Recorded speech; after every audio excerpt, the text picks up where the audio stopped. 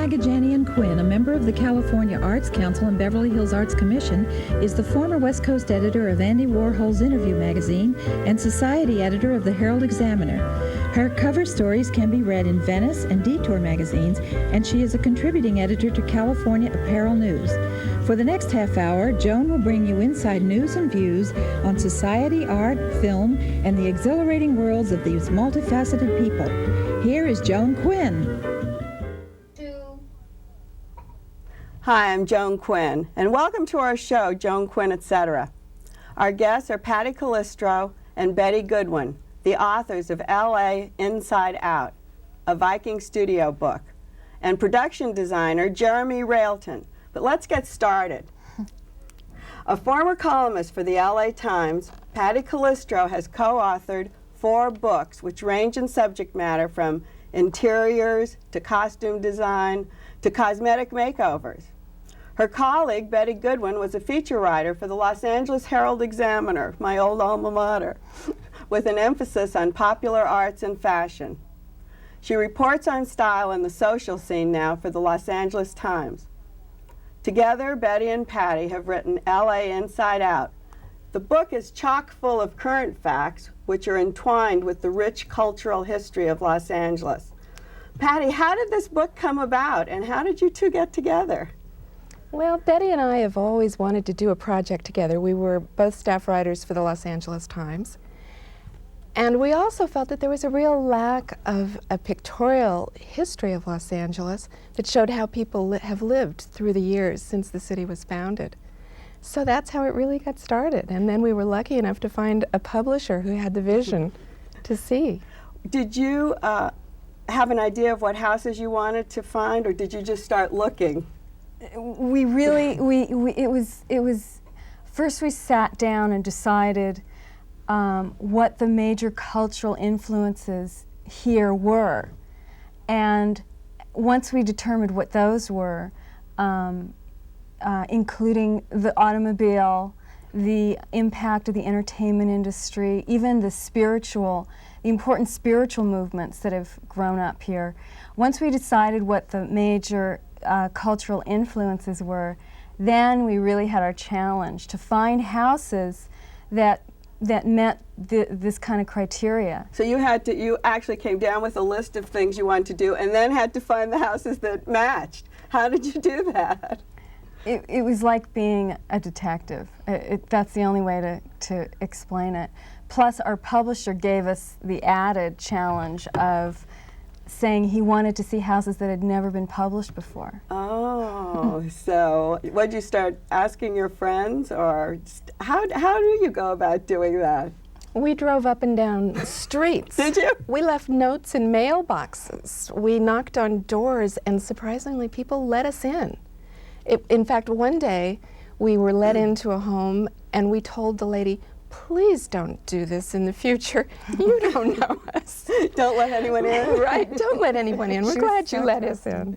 But we found people to be so warm and receptive to what we were doing. So what kind of a house was that, say? That was an incredible little adobe house in South Pasadena. Well, that's the beginning of California architecture, isn't it? The adobe? Right. They really were the beginnings. Many of them modeled after the missions. Of course, the adobe started in the Pueblo of Los Angeles. Tell us a little bit about what an adobe is. Do you know the machinations of building them? Basically, it's made from mud and hay, and it's dried in the sun. The bricks are composed and then dried in the sun and then stacked like bricks. They're bigger bricks, and then covered with something to protect them from the weather.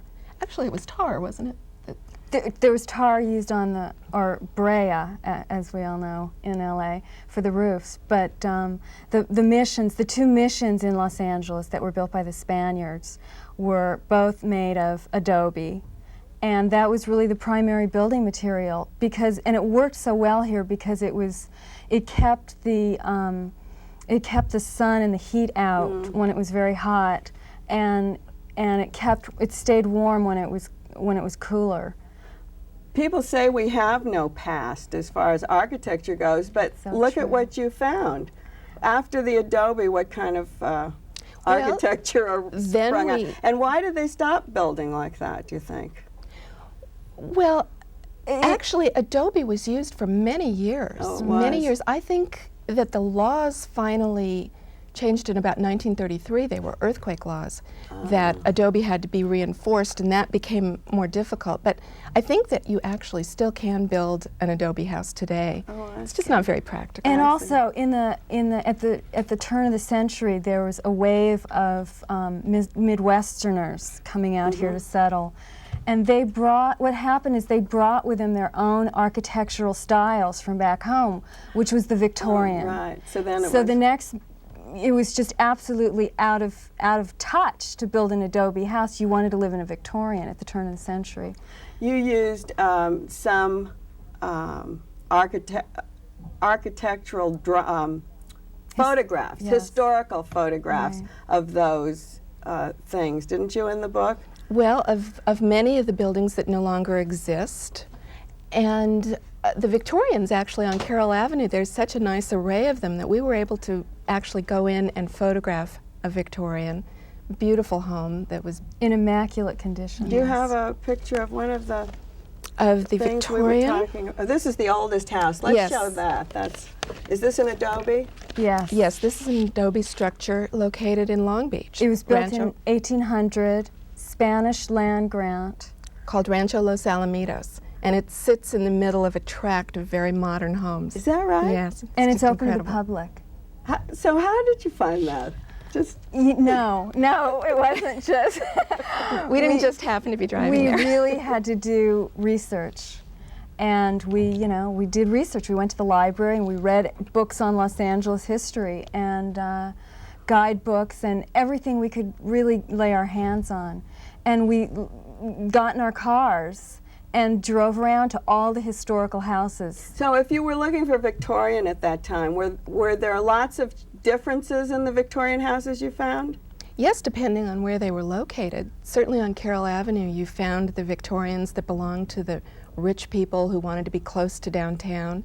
But if you go down toward Norwalk, a community that not too many of us even know exists, there's a beautiful Victorian farmhouse there that's used for weddings now, and the family still lives in it that originally built it. So after Victorian, let's go through kind of a little list of different types of architecture that you actually found up to the present day. Well, right after the turn of the century, we found the craftsman movement, which was very important here, especially in Pasadena, and it spawned the bungalows that have become known all over the country as the California bungalow. Who were the outstanding architects of the craftsman period? Well, the most famous were the Green brothers, Green and Green, and they built craftsman houses for millionaires, such as the Gamble House in Pasadena, which was built for one of the Procter & Gamble, owners. And those were their summer homes. Well, weren't they at- actually, I think he actually retired here. Oh, is that how they did it? As many people did for the weather. But Joan, what was so interesting about the craftsman movement and the bungalows that it spawned, there were no important architects necessarily that were building these wonderful little homes. They were just little treasures sprinkled all over the city. And you could literally buy, if you wanted, this was one reason why they became so popular. You could buy kits to build these houses for like $500, the equivalent of $500. Through the Sears catalog. And then it went on to, didn't Sunset Magazine used to do that? Didn't some of the... And you could also buy Do the plans, the building plans, plans, and yes. just build your own. And that continued, right, for several years. And the furniture that went in the houses, the now famous Craftsman furniture, which is worth hundreds of thousands of dollars, was you bought through catalogs also. Well, that's interesting. I know you bought Tiffany glass through catalogs at that period. I forgot about that, and I didn't realize that you bought furniture as well. Victorian, then, did we go into Spanish, Mediterranean? After craftsman, then came Oh, Mediterranean. craftsman, right. We Right. went Victorian craftsman. Well, in the 20s, I think the 20s was probably my favorite era in Los Angeles. The city was just booming. and all kinds of new industries were being established, including the entertainment industry, which was the 4th largest industry in the world. So first of all, there was all this new money in Los Angeles, but there was really no, what were these stars going to build? What were their houses going to look like? You know, they had to kind of create their own style and history of Los Angeles, because there really wasn't much history by the 20th century. There weren't very many fragments of the past here. So since the area had been colonized by Spain, the idea that this should look like a Mediterranean city emerged. And many architects actually took trips to Spain and sketched there and brought back their ideas for the red tile roofs and the white stucco walls and the beautiful iron gates and tiled fountains and patios. And oh, here, we have a patio that you were just talking about. This is the Adamson house. so it was sort of this self-invented style of Los Angeles, which has become the vernacular. As you can see a Taco Bell, little Spanish Taco Bell, and giant condominium complexes and beautiful houses in Beverly Hills and Pasadena are so frequently in this style. Were there famous architects during that period as well? Probably the most famous Spanish colonial revivalist was Wallace Neff, who built a lot of houses for Hollywood stars, including Pickfair, but that was not Spanish, that was English And then style. what happened to our architecture after that? Do you go further in the book and take us to current? We certainly do. But, you know, at the same time that this Spanish colonial movement was developing, there were avant-garde architects who moved to Los Angeles. Right. Tell us. Rudolf Schindler, Neutra. They set a tone for the area, and we became known as a place where very modern and exciting things were happening. So that did bring you to, what, the 60s, 50s and 60s? Well, Neutra took us up to the 40s. Or 40s and early 50s. And then, of course, we've spawned many wonderful new architects, and of course Frank Gehry is one of our most famous, but there are several new architects who are getting a lot of attention internationally. Who would you look for if you were looking for an architect from California? Just a few names. Well, we certainly like to credit Michael Rotundi, who wrote the afterword for our book and is the director of SciArc, a very avant-garde architectural school here in Southern California. There are names like Fred Fisher and Franklin Israel. And Stephen Ehrlich. certainly Stephen Ehrlich. But can I go Charles back? Ward. Can I backtrack? Sure. You know, people have so little understanding of the architectural movements that went on here, because most of it was seen in private homes, the important avant-garde architecture. And Neutra, in his day, he was on the cover of Time magazine. He was so important. And the houses he was building here were so influential. He was really the Frank Gehry of the day. So there's always been this precedent for important avant-garde architecture here. Probably because it is such a new city. There weren't, great traditions here that We're not afraid to take a chance. Right. And we're going to have to take a chance. We're going to have to take a break. And we're going to have to leave. Paddy Calistro and Betty Goodwin, thanks for being with us today and bringing your book, LA Inside Out. And we'll be right back with Jeremy Railton. Don't go away.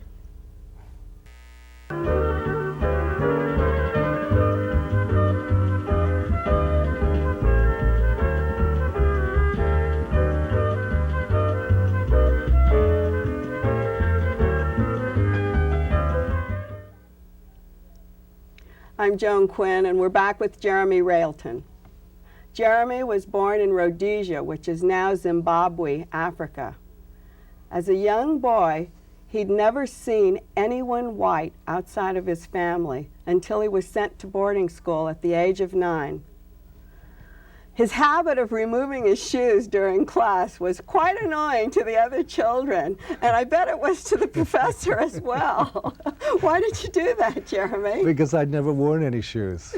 I'd grown up, you know, we were 5 hours from the nearest civilization, so I'd grown up in Central Africa, just as you imagine it would be. So I never wore shoes, and when I had to put shoes on, it was uncomfortable and claustrophobic. So I still do it. I still take my shoes off. Were you wearing uniforms also in the school? Uniforms, absolutely. So it was on the border of Botswana and Zimbabwe, and it was an English private school.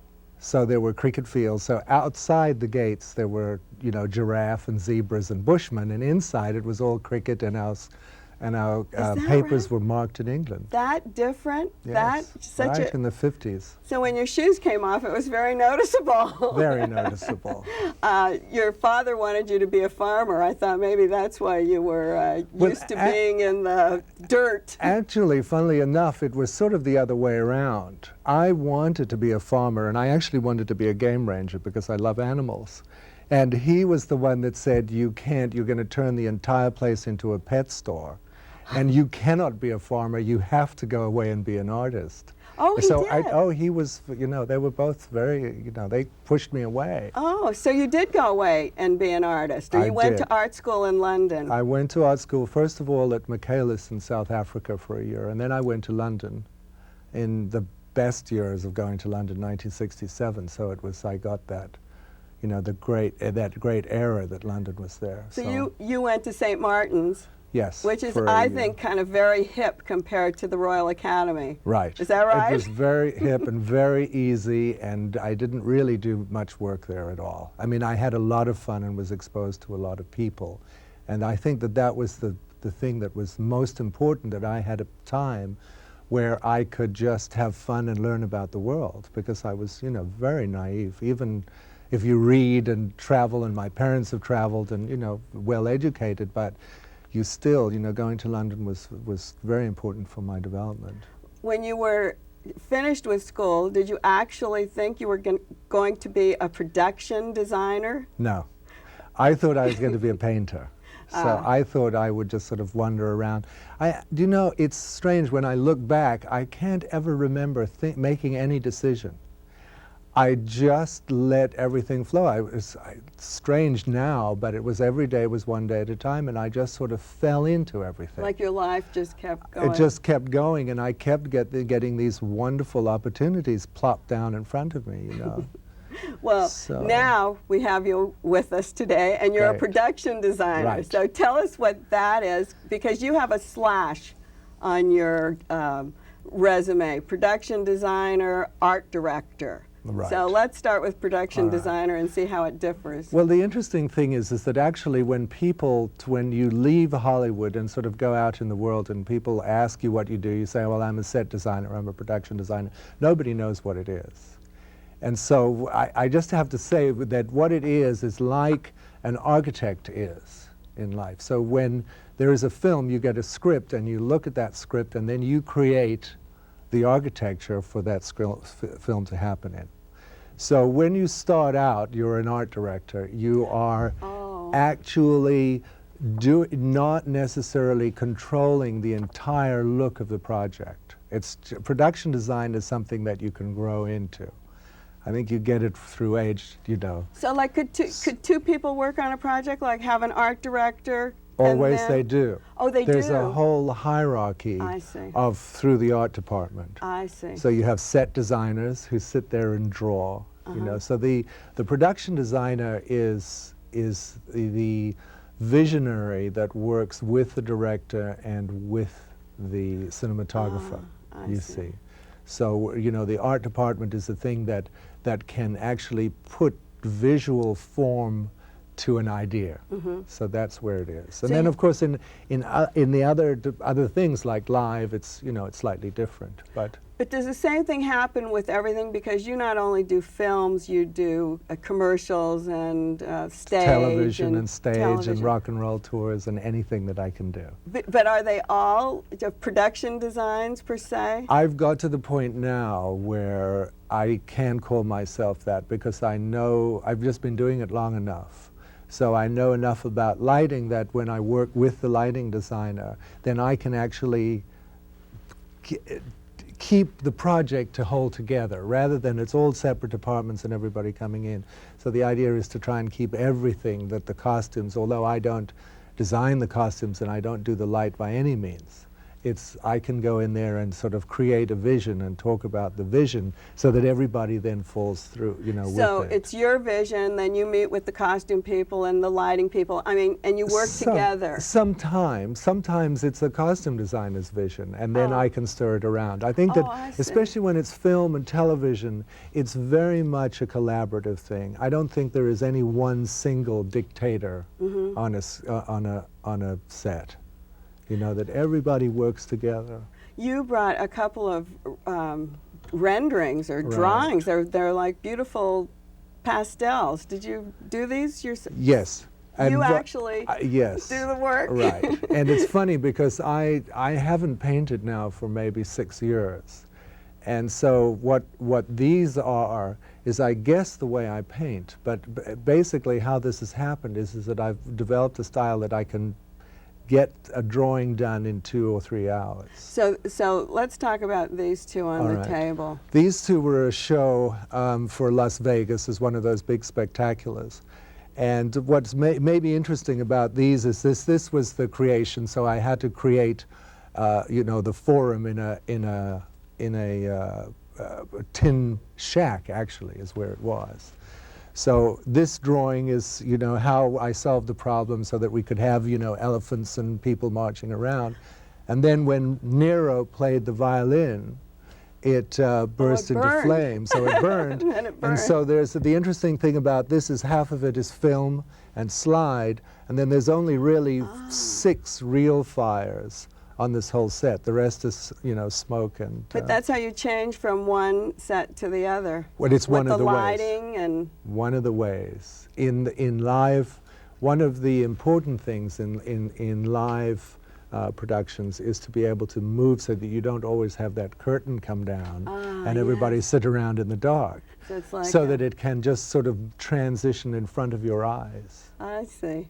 What special skills? Do you have to be a carpenter? Because these things have to be very sturdy. Your sets have to be like do. actual houses, don't they?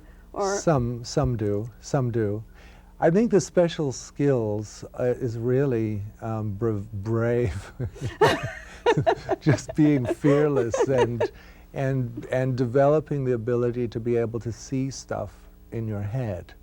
That you have to, the one thing that every art director needs is he has to be able to have that vision in his head and not wait to see what it looks like. oh, you mean to just? I see. That you have to just have that, and so then the skill comes in being able to pull that picture that's in your brain and actually make it turn. Recently, you formed Jeremy Railton and Associates. Yes. And tell us a little bit about that, because I think it's unique to the United States. It is. I haven't found anybody, and I would love to find other people that have done it, actually. I think that it started out of greed, because from having struggled all these years, I suddenly was in a position where I was getting awards and incredible shows, and wonderful people were coming and asking me to do stuff, and I couldn't turn it down. You know, it was like there was this wonderful rock and roll concert and a great TV show and a live show, and it's like, how do you decide? So I had a group of art directors that I'd been working with, so, you know, some of them came on board, and now we're an association. And so each one of you all do your own collaboration? Yes. And So we do, what we try and do is that we have everybody working together. You know, one will run one particular job, but then everybody, so you get, when you go with our company, what you get is you actually get 4 people working on the project. So the client really gets a lot So more. the client gets a lot. But where does the client come from? How does the client find you? I mean, you've been working for more than 20 years, I think Yes. 25 years or whatever, Yes. but and your name is well known, but how would a client know how I've to never find been you? able to figure that out yet. Really? I don't. They do. It gets to the point I don't have an agent. I have a business manager, but I don't have an agent. And it's like, I don't know, I get them plopped in front of my face. It's great. Are there any idols in this business where you, as you were looking and working on producing stage production, were you thinking about any people before you who were great in the field? Actually not. You know, because I always considered myself a painter. But there's Renee Loglow, who is a designer, television designer here, was the one that first hired me as an assistant. And so he was very instrumental in teaching me television set design. But are there like people who are well known in the field other than Jeremy Railton? Yes, there's a production designer called John Boxt, who was in England. He's dead now, but he was one of the true production designers, where he knew camera lenses and knew, you know, knew the job. I also worked for Cecil Beaton, which was a treat. That must have been fabulous, Right. because his photography was like a set, wasn't it? Right. And did you have to build sets at that? No, I actually was doing costumes at the time, so I assisted him at, there was a production in Los Angeles of My Fair Lady. Oh, and you did that? So I did that. We're going to have to call this That's fine. over in a minute, but I keep thinking that maybe of the year 2000, like we've had chefs and rock stars and decorators as superstars, do you think that production designers will be the superstars? I don't think so. I think they will never lose importance, but I think that our personalities don't really drive us to there.